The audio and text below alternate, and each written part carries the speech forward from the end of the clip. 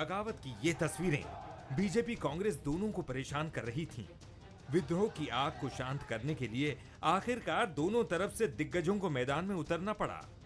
BJP की तरफ से बगावत को शांत करने का जिम्मा उठाया पार्टी के चाणक्य कहे जाने वाले अमित शाह ने। केंद्रीय गृह मंत्री ने 3 दिन तक प्रदेश में लंगर डाला और बीजेपी के जहाज को बगावत की मझधार में डूबने से बचाकर किनारे पर ले आए। इस कड़ी में शाह ने छोटे बड़े हर कार्यकर्ता को साधने की रणनीति अपनाई। उन्होंने साफ कहा कि जो नाराज हैं उन्हें मनाओ, जो नहीं माने मुझसे बात कराओ। शाह की मैन टू मैन मार्किंग का ही असर है कि बगावत की आग जोश बनकर पार्टी कार्यकर्ताओं में दौड़ती दिख रही है। अमित शाह जी ने आम सभा में भी जो कल बोला है और उन्हें जो मुद्दे उठाए है उससे मालवा में बड़ा संचार हुआ है। लोग उनको भाषण को लेकर बड़े उत्साहित हैं और अमित जी बड़े संगठक है। अमित जी को एक बार कोई करता सुन लेता है। रात को उनकी बैठक में खुद उपस्थित था। जो टिप्स चुनाव जीतने की उनको दी है तो मेरे खुद के अंदर बड़ा परिवर्तन आया है कि चुनाव कैसे जीता जाता है। उनने जो गुण दिए उसके आधार पर हम भारी मतों से चुनाव जीतेंगे। शाह बीजेपी के संकट मोचक बने तो कांग्रेस के लिए कमलनाथ, दिग्विजय सिंह और प्रदेश प्रभारी रणदीप सिंह सुरजेवाला ने मोर्चा संभाला। दिग्विजय मैदान में उतरकर बगावत कर रहे नेताओं से सीधा संपर्क साध रहे हैं तो कमलनाथ नाराज नेताओं को बुलाकर बात कर रहे हैं। सुरजेवाला भी विद्रोह की आग को बुझाने में अपनी आहुति दे रहे हैं। हर वो व्यक्ति जिसको हम टिकट नहीं दे पाए या हमसे कहीं गलती भी हो गई होगी, मैं हाथ जोड़कर आपके चैनल पर मानता हूं कि वो साथी उस गलती की सजा जो किसी मेरे जैसे व्यक्ति के द्वारा हो गई हो, अपनी मां को मत दें कांग्रेस पार्टी को। और हमारे मध्य प्रदेश जो है वो हमारा परिवार है, उस परिवार को मत दे दें। बीजेपी कांग्रेस दोनों तरफ से बगावत को शांत और नाराजगी को दूर करने की हर संभव कोशिश हो रही है। 23 की जंग में यही जीत का सबसे बड़ा फॉर्मूला है। जो नाराजगी को थाम लेगा और बगावत की आग को वक्त रहते बुझा लेगा, उसकी उम्मीदें परवान चढ़ेंगी। मतलब साफ है कि कंट्रोल ही 23 की जंग में जीत की कुंजी है। बंसल न्यूज के सवाल। पहला सवाल, क्या नामांकन खत्म होने से पहले शाह का 3 दिन का दौरा गेम चेंजर साबित होगा? दूसरा सवाल, बगावत की आदि कांग्रेस क्या बगावत से निपटने में ज्यादा सक्षम है?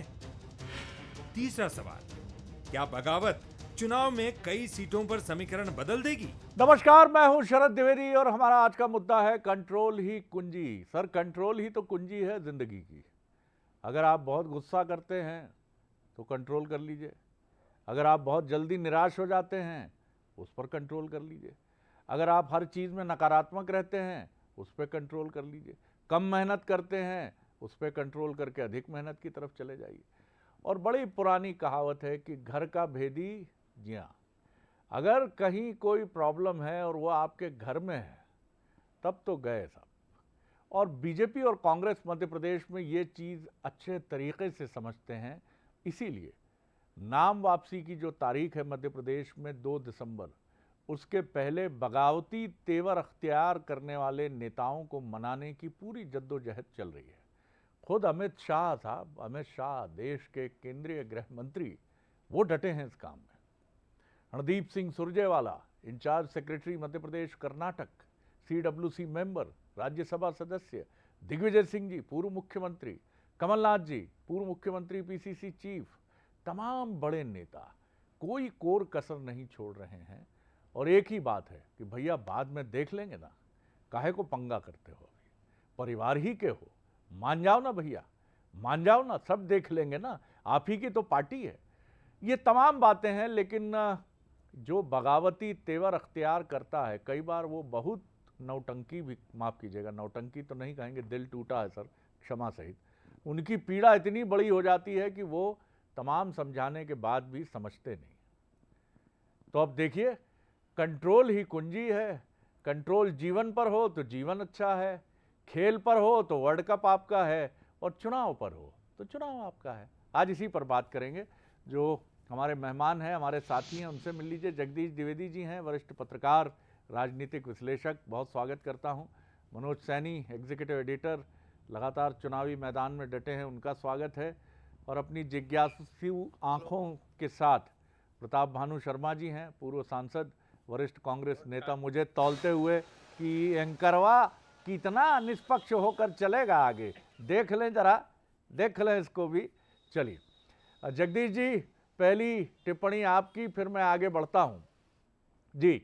सबसे पहले मुझे जरा समझाइए कि ये जो मंजर है चुनाव का, जैसा हमने नाम दिया है कि कंट्रोल ही कुंजी है जी, क्या कहेंगे जी? तो मुझे लगता है उन तक आवाज नहीं पहुंच रही है। चलिए मनोज की तरफ मैं चलता हूं, जब तक वो जगदीश जी तक हम प्रॉपर व्यवस्था करेंगे आवाज पहुंचाने की। मनोज, पहली टिप्पणी आपकी, फिर हम आगे बढ़ते हैं जी।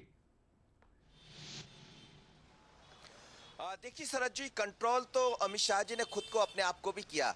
आप याद कीजिएगा कि अमित शाह का नेचर, व्यवहार कैसा रहा करता था, लेकिन बीते 3 दिनों से मैं लगातार उनके जो कार्यक्रम है उसको अटेंड किया हूं, देखा हूं, तो इसमें एक कंट्रोल उन्होंने भी किया। ये पहला मौका है जब मंडल के अध्यक्ष से संवाद किया उन्होंने, 1 to 1 चर्चा की, जिला अध्यक्ष से 1 to 1 चर्चा की। और कांग्रेस की तरफ से माने तो दिग्विजय सिंह उसमें बहुत आगे निकले हैं, उन्होंने भी बुलाकर एक एक व्यक्ति से चर्चा की है। और मुझे लगता है दोनों दल कंट्रोल कर पाने में कुछ हद तक सफल हुए। कुछ हद तक इसलिए कहूंगा कि अभी भी करीब करीब 22 से 28 ऐसी सीटें हैं दोनों दलों की, जिसमें दोनों जगह मुश्किल बढ़ती नजर आ रही। कुछ लोग निर्दलीय मानने को तैयार नहीं है, और कुछ यदि निर्दलीय नहीं भी है तो वो पीछे से, जैसे कहते हैं कि किसी का पीपा बंधवा देना, तो वो उसमें लगे हैं। लेकिन बहुत हद तक दोनों दलों ने इस पर काम किया, और अमित शाह तो इसके मास्टर माने जाते हैं। हमने देखा, कल उज्जैन में देखा, आज इंदौर में कुछ चर्चा होते देखी, फिर ग्वालियर उनको, या फिर महाकौशल की बात करें, तो मुझे लगता है बहुत अधिक तक वो सफल भी हुए हैं। और जो टिप्स उन्होंने दिए हैं, इसको लेकर भी एक कंट्रोल का नया रास्ता उन्होंने खोला है कि सुबह जल्दी उठ जाइए, 5:30-6 बजे से आप काम में लग जाइए, तो आप जितना समय जल्दी देंगे उस बीच में आप कई घंटे आगे निकल जाएंगे। और जीवन में ये कहा जाता कि जिसने समय को बांध लिया वो समय को पकड़ लेगा, तो इस स्थिति को उन्होंने बरकरार रखने का प्रयास किया है। कांग्रेस भी उसी हालत में लगी। लेकिन चुनाव बहुत दिलचस्प है शरद जी। आज मैं 4 विधानसभा में गया हूँ, अलग अलग लोगों से बात हुई है, लोगों से मुलाकात हुई है, तो कुछ नहीं कहा जा सकता, कोई कंट्रोल में नहीं है। और जनता अब धीरे धीरे जैसे चुनाव नजदीक आ रहे हैं, तो वो अपनी बात बताने से बजाय इंतजार कर रही है कि हमें क्या करना, तो इसलिए कंट्रोल करना बहुत जरूरी है जी। बिल्कुल ठीक है। अगर जगदीश जी मुझे सुन पा रहे हो तो मैं एक बार रुख करना चाहूँगा उनकी तरफ। जगदीश जी अभी भी शायद हमसे जुड़ नहीं पा रहे हैं। चलिए प्रताप भानु जी, मैं आपकी तरफ आता हूँ। जिस तरह की परिस्थितियाँ हैं, जिस तरह का मंजर है, जिस तरह की सिचुएशंस हैं, उसमें जाहिर तौर पर जिसने कंट्रोल कर लिया, और ये तो दार्शनिक अंदाज में हमने पहले कहा भी, जो एकदम सत्य है, अब आप तो हम लोगों के भी मार्गदर्शक हैं, कि जिसने जीवन को नियंत्रण में ले लिया, वो जीवन रूपी घोड़े पर एक कुशल घोड़सवार की तरह सवारी करके जीवन को कामयाबी की तरफ ले गया। अब आप दोनों पार्टियां हैं, जो बगावत पे काबू पाएगी वो आगे बढ़ेगी। आपकी पार्टी के तीनों महत्वपूर्ण नेता दिग्विजय सिंह जी भी पहुंचेंगे, यानी मंगलवार को दिल्ली में होंगे, चर्चा इसी पे होगी, कैसे मनाए रूठों को। जी प्रताप भानु जी। शरद जी, आपने बहुत सही बात कही कि जब कोई चीज में गड़बड़ होती है या सुधार करने की जरूरत होती है, कंट्रोल से ही उस काम को सुधारा जाता है।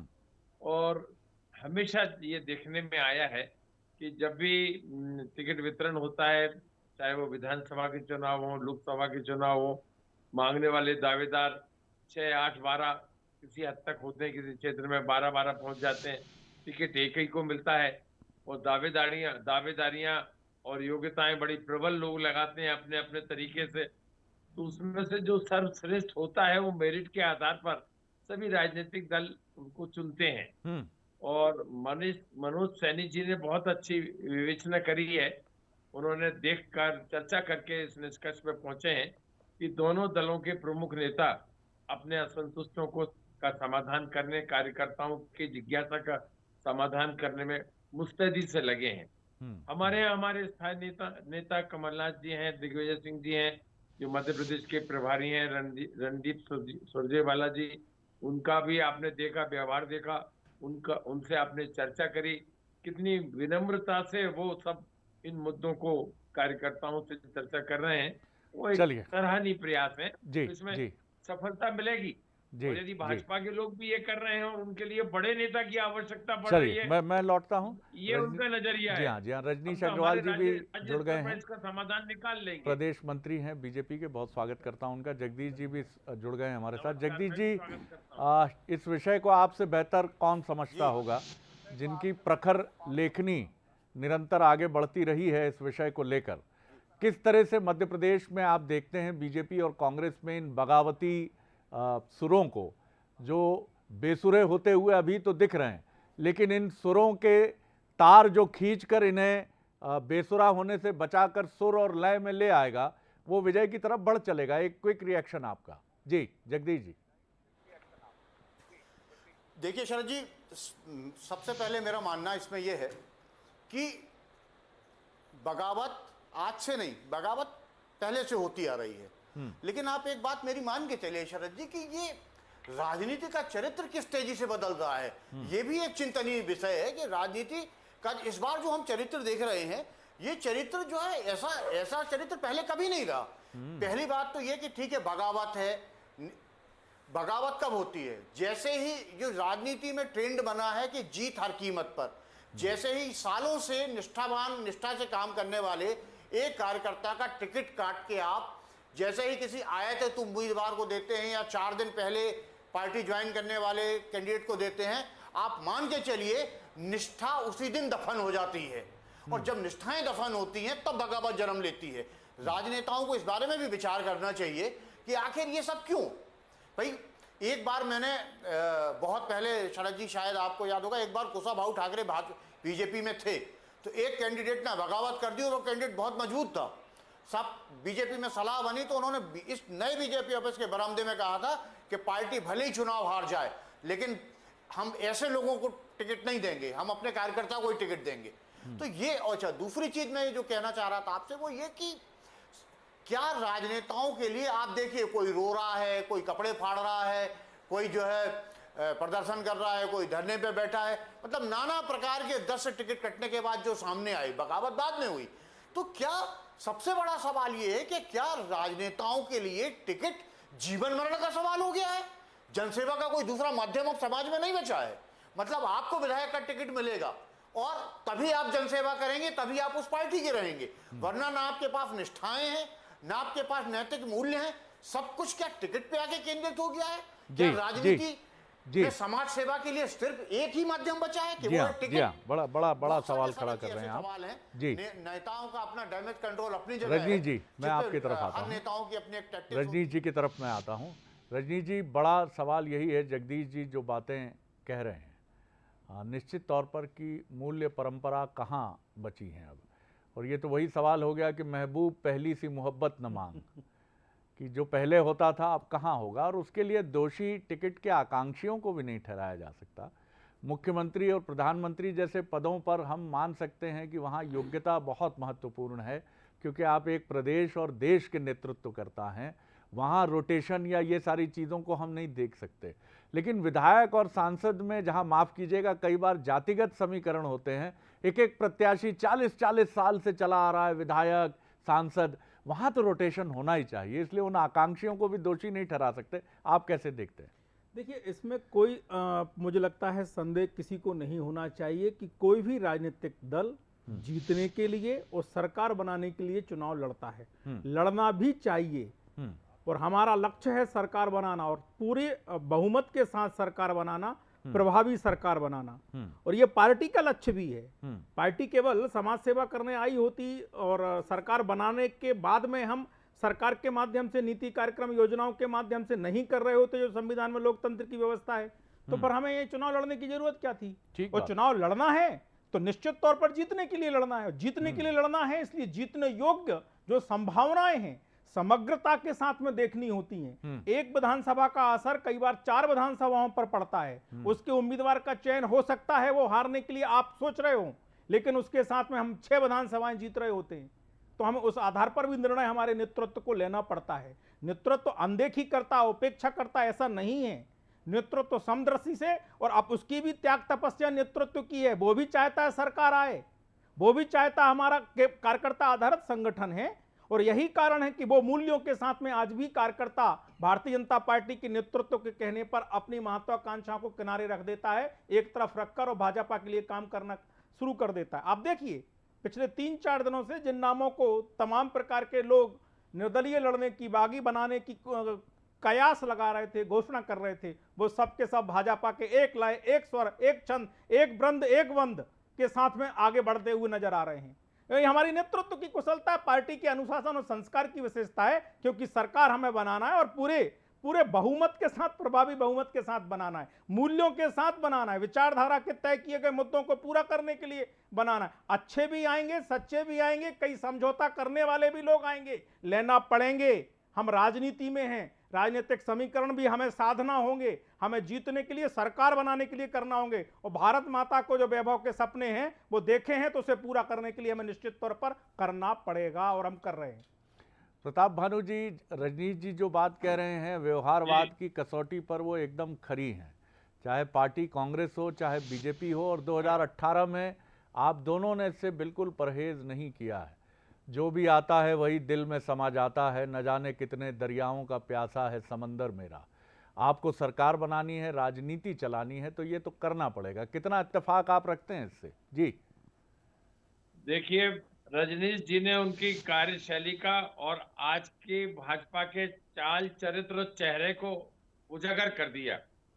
अब उसमें कोई टिप्पणी करने को रह नहीं गई। उन्होंने कह दिया हमारा लक्ष्य सरकार बनाना है। जब बहुमत भी नहीं मिला था, जनता ने उन्हें हरा दिया था, 160 से 109 सीटों पर ले आए थे, तब भी उनका लक्ष्य सरकार बनाना था, जनादेश का आदर करना नहीं रह गया था।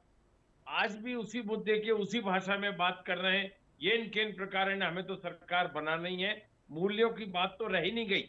जो जगदीश जी ने कहा, बहुत बढ़िया बात कही जगदीश द्विवेदी जी ने, कि आज सब सर्वे सर्वा सब कुछ टिकट हो गया। राजनीति में टिकट मिलना, चुनाव लड़ना ही जिंदगी का सबसे बड़ा ध्येय हो गया। समाज सेवा रह नहीं गई। सरकार मुद्दों पर बने, एजेंडे पर बने, अपने चाल चरित्र चेहरे पर बने, अपने विचारधारा पर बने, ये कुछ नहीं है। ये सब 2018 के चुनाव के बाद जब बीजेपी ने भ्रष्टाचार से सरकार बनाई, उसने ये सब चीजें ध्वस्त कर दी। मूल्यों की आप कहां बात करते हैं शरद जी? ये तोड़ने वाले तो सामने ही बैठे हैं रजनीश जी, जो उसी को डिफेंड कर रहे हैं। आपके यहाँ बड़ा संरक्षण मिला है इनको। प्रताप भानु जी, आपका दावा है आपके यहाँ बहुत संरक्षण मिला है इन सारी चीजों को। आप मूल्य परक राजनीति के सक्षम प्रतिनिधि हैं कांग्रेस। नहीं, जब इन्होंने बिगाड़ दिया मामला, तो बिगड़ा ही हुआ चल रहा है। हम ये कैसे दावा कर सकते हैं कि नहीं, हम इस काम को नहीं करेंगे? अब वो आया राम गया राम की राजनीति जो मध्य प्रदेश में नहीं थी, आज जो भाजपा से नाराज है, जिन्हें टिकट नहीं मिल रहा है, जिनके टिकट इन्होंने काट दिए, कांग्रेस के दरवाजे में खड़े हुए हैं जी और जी कहते हैं हम तो चुनाव लड़ना चाहते हैं। रजनीश जी, अगर चुनाव एक बात कहूंगा, प्रताप भानु शर्मा जी बहुत अच्छे नेता हैं, मूल्यवान नेता हैं। अगर ये भाजपा में आते हैं तो कहाँ गलत है, हम इन्हें स्वीकार करेंगे। ये भी तो भारत माता को मानने वाले लोग हैं। ऐसे कई लोग आते हैं तो हम मानेंगे ना। एक बात और मिला नहीं दादा, एक बात तो सुनिए प्रताप भानु जी, एक मिनट। आप आ रहे हैं, मैं ऐसा नहीं कह रहा हूं, आप आ जाइए, हमारा स्वागत है, मैंने इतना कहा है। दूसरी बात ये है, भाजपा पर आरोप है, हमने तो आपके आने की दादा भाजपा पर आरोप है, अपनी जगह सोनिया जी, प्रियंका जी, राहुल गांधी जी का आरोप है, इस पूरे परिवार का आरोप है कि भाजपा अपने एजेंडे को, अपनी विचारधारा को लागू कर रही है, करना चाहती है। ये हमारे ऊपर आरोप है, और हमने वो वैचारिक मुद्दों को पूरा करने का काम अपनी सरकार में, केंद्र में या राज्य में किया करेंगे। कोई समझौता नहीं विचारधारा के साथ जी, कोई समझौता नहीं विचारधारा, कोई जगदीश जी, ये बिल्कुल सही बात है कि राजनीति में आप आए हैं तो आपको सरकार बनानी है, अपनी रीति नीति को स्थापित करना है, और फिर केंद्र का भी लक्ष्य रहता है। कम से कम बीजेपी और कांग्रेस जैसे बड़े राजनीतिक दल इस उद्देश्य के लिए भी आते हैं कि वो राज्यों में अपनी ताकत बढ़ाएंगे, तो इनकी ताकत न सिर्फ लोकसभा में बढ़ेगी, राज्यसभा में बढ़ेगी। लेकिन आप ये बताइए कि इन परिस्थितियों के चलते जो मिक्सअप हो रही हैं चीज़ें, बीजेपी कांग्रेस में चली जाती है, कांग्रेस बीजेपी में आ जाती है, आगे जाकर अगर कोई बगावती, क्योंकि मूल्य टूटेंगे तो ऐसे लोग भले ही धीरे धीरे तो बढ़ेंगे, फिर आपको कल क्या उनको सम्मोहित करके पूछना पड़ेगा या नार्को टेस्ट करना पड़ेगा कि भैया बगावत तो नहीं करोगे, क्योंकि ऐसे तो सब कहते हैं कि कोई बगावत नहीं है, लेकिन आप उनके मन के तल तक कैसे पहुंचोगे? जी जी जी जगदीश जी जी। शरद जी, यही जो मैं कहना चाह रहा था वो आपने कह दिया। मेरा कहना सिर्फ इतना था कि भाई आप जब वो आपकी पार्टी में रहता है तब वो बहुत अच्छा होता है, जब वो जो है बगावत करके कांग्रेस में चला जाता है तो वो बहुत खराब हो जाता है। अच्छा, हर राजनीतिक दल पूरे के पूरे अवसरवाद और तदर्थवाद पे काम कर रहे हैं, ठीक है। अवसरवाद पे राजनीतिक दल काम कर रहे हैं, नेताओं को आप अवसरवादी कहते हैं। अरे भाई, सबसे बड़े तो अवसरवादी आप हैं जो चुनाव जीतने के लिए उस आदमी को टिकट दे देते हैं जिसको आपके कार्यकर्ता 25 साल तक गाली देते रहे। तो सबसे बड़ा अवसरवादी कौन है? आपके पास कोई नीति नहीं है, आपके पास कोई नियम नहीं है, आपके पास सिर्फ आप इस सच्चाई को बिल्कुल ईमानदारी से स्वीकारिए ना। इसमें दिक्कत क्या है? लेकिन भैया हम सरकार बनाने आए हैं, जनता पर क्या कहेंगे आप? राजनेता तो एक कैंडिडेट दे रहा है, लेकिन जनता भी नहीं समझ रही है। अगर आप ये सवाल खड़ा कर रहे हैं तो दोषी राजनेता ही क्यों, जनता क्यों नहीं? अरे शरद जी, मैं आपसे क्या कह रहा हूं, इस पूरी नाटक नोटंकी जो राजनीतिक दलों की चल रही है, वो बीजेपी हो कांग्रेस, जो मतदाता सबसे ज्यादा हतप्रभ है शरद जी, वो खड़ा, उसकी समझ में नहीं आ रहा है कि मैं क्या करूं। उसने कल्पना नहीं की होगी ऐसे राजनीतिक परिदृश्यों की कि जो है 4.5 साल तक कांग्रेस में रहें, फिर बीजेपी की टिकट से विधानसभा चुनाव में उतर जाएं। कार्यकर्ता अपने आप में हैरान है। जनता के सामने विकल्प चुने क्या है आपने?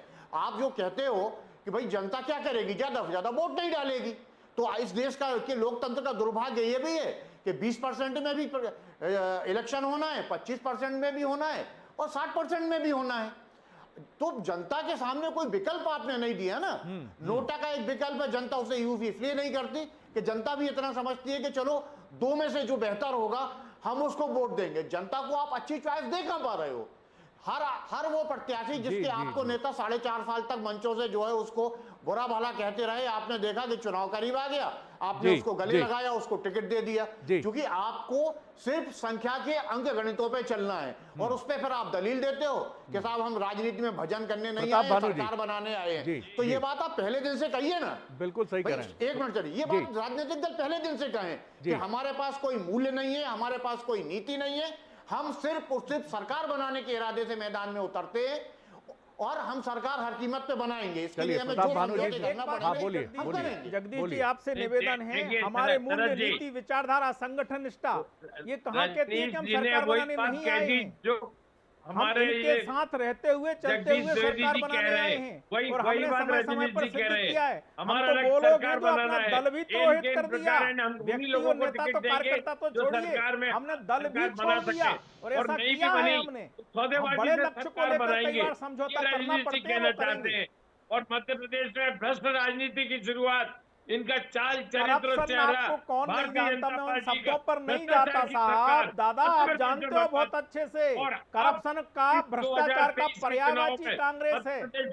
भ्रष्टाचार का राजनीतिकरण करने का काम और राजनीति का अपराधीकरण करने का काम भरोसा कर रही है। देश में सब लोग जानते हैं, वो केवल एकमात्र राजनीतिक दल कांग्रेस है। चुनाव रह गया है। चलिए सच्चाई से सब वाकिफ हैं। चलिए जगदीश जी, कंक्लूड करूंगा। सवाल बड़ा गंभीर है, एक क्विक रिएक्शन आपका और मैं चाहूंगा। देखिए, कोसना इस समस्या का हल नहीं है और राजनीतिक दलों पर जो जीतने का दबाव है, सरकारें बनाने का, आखिर वो आए क्यों है? रजनीश जी की इस बात को अगर हम समझेंगे तो बात तो सही है। आप मैच खेलने उतरे हैं तो हारने के लिए तो नहीं उतरे हैं, क्योंकि आपको याद होगा कि कर्टनी वॉल्श ने एक बार, 2 बार एक प्लेयर को बॉलिंग एक्शन करते समय रन आउट करते नहीं किया, बल्कि कहा कि क्रीज में खड़े रहिए, लेकिन उनके बाद कई खिलाड़ियों ने आउट किया। तो ये नियम नहीं चल सकता है, लेकिन फिर भी हमें कुछ मूल्य नियम तय करने होंगे और इसके लिए निश्चित तौर पर हमें सुप्रीम कोर्ट या चुनाव आयोग की तरफ नहीं देखना चाहिए, पार्टियों के अंदर से ये बात आनी चाहिए। जी शरद जी, मैंने आपके पिछले डिबेट में भी इस बात को कहा था कि ये जो नियम है ये जनता तय नहीं करेगी, ये चुनाव आयोग तय नहीं करेगा। ये तो राजनीतिक दलों को खुद को एक अपनी आचार संहिता बनानी चाहिए कि भाई हम लेंगे भी तो इस लेवल तक चलेंगे। भाई कोई लेवल तो हो, कोई देखो, राजनीतिक दलों के अलावा इसका समाधान कोई नहीं निकाल सकता। टिकट देना राजनीतिक दलों का विशेष अधिकार होता है, किसको देना है ये उन्हें तय करना है। लेकिन मेरा कहना सिर्फ ये है, मैं किसी को कोस भी नहीं रहा हूं, किसी को बुरा भला भी नहीं कह रहा हूं।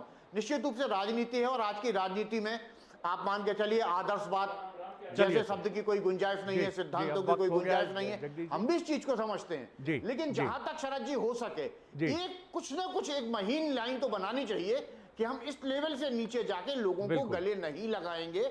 हम कहीं ना कहीं ये ध्यान रखेंगे कि आप केवल इस बात पे बिल्कुल सही है, बिल्कुल सही है सर, बिल्कुल सही। उसको वो टिकट देंगे वो जीत जाएगा।